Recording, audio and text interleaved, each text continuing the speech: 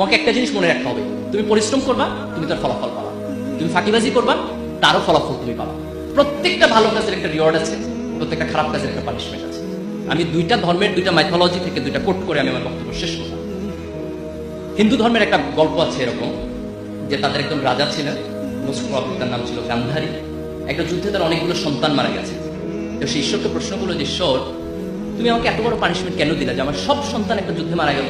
আমি তো এরকম কোনো অন্যায় করি নাই, আমার যতটুকু মনে পড়ে আমি আমার জীবনে যাতে কোনো সিন, কোনো ক্রাইম আমি করিনি। ঈশ্বর তাকে বলতেছেন যে তুমি ছোটবেলায় যখন খেলাধুলা করতেছিলে, তোর একদিন খেলার ছলে কিছু প্রজাপতি মেরেছে, প্রজাপতি মেরে তুমি তোমার গলায় মালা বানিয়েছে। বলছে ওই প্রজাপতি মারার পানিশমেন্ট হিসেবে আমি তোমার সন্তানকে এই যুদ্ধ হত্যা করেছি। সে হচ্ছে আমি তো এটা খেলার ছলে করেছি। ঈশ্বর বলতেছে আমিও এটা খেলার ছলে করেছি। It is important.